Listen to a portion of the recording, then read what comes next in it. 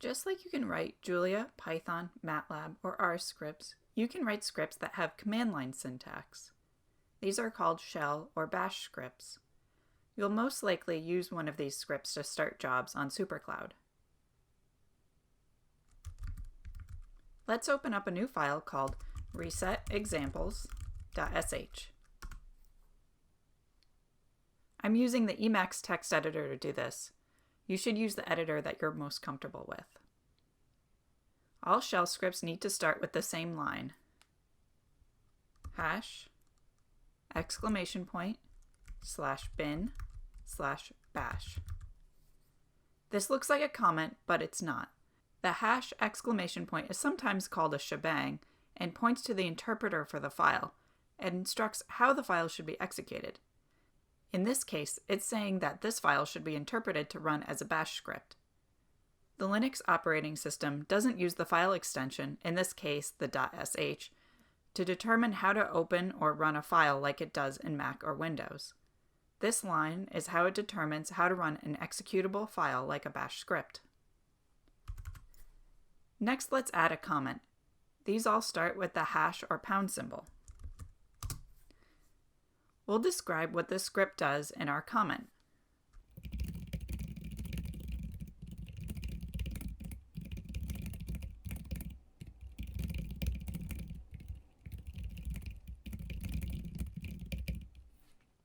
In this script, we'll delete the teaching examples directory in our home directory and recopy it from the shared directory. If you're following along and you want to save any changes you made in this directory, go ahead and make a copy now with the cp command. Now I'll write the commands I want in this script.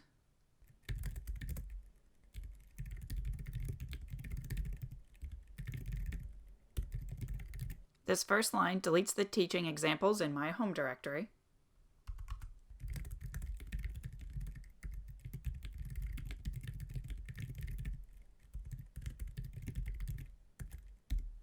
And the second one recopies it from the shared folder.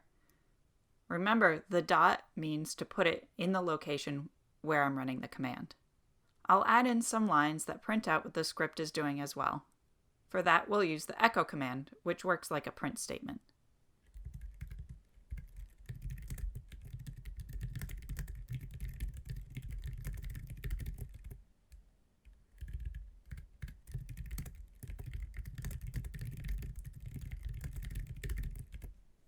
Remember, spaces in Linux indicate a separate argument, so you can use quotes to indicate that your statement is one entity that should be printed, like I do here in this echo command.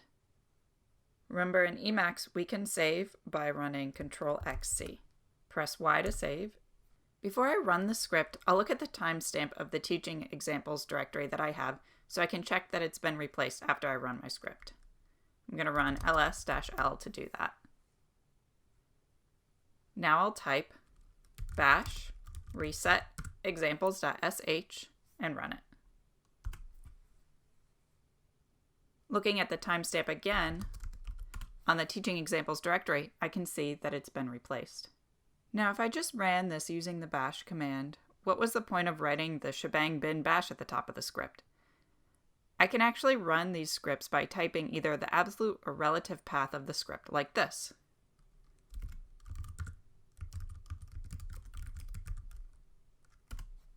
However, you see I'm getting this permission denied error. That's because this file isn't set to be executable. This is often the default setting when you create any new text file, so you can control which files are allowed to execute on their own. Most tools on SuperCloud don't necessarily require your bash scripts to be executable, but there is one that does, so I wanted to show you the error that you might get ahead of time and how to fix it. You can see whether a file is executable by looking at the output of ls-l. If there's an X in the third character of the permissions output, it's executable by the owner of the file. If there's a little dash, like you see here, it isn't. To make your file executable, you can run chmod u+x resetexamples.sh. Looking at ls-l again, there's a little X where there was a dash.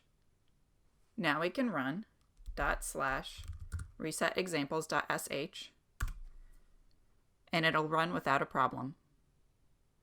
One important thing to note is that shell scripts will continue running even if they encounter an error. Say I made a typo in the RM line. Maybe I've misspelled teaching examples. When I run this script, I get an error at the RM line, but it still executes the following echo statement and does the copy.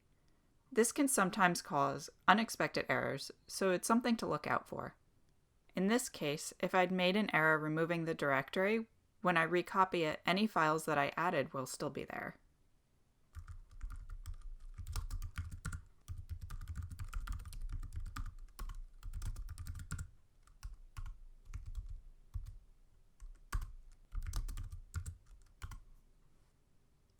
In this unit, I've introduced shell scripting. These are the very basics of writing a shell script, just what you'll need to know in order to run jobs on SuperCloud. There's a lot more to learn about writing shell scripts, including using variables, loops, if statements, and some more advanced Linux commands. For example, you may want your script to ask whether you're sure you want to delete the directory before recopying. If you'd like to learn more, we'll provide a few links at the bottom of this page for resources on shell scripting.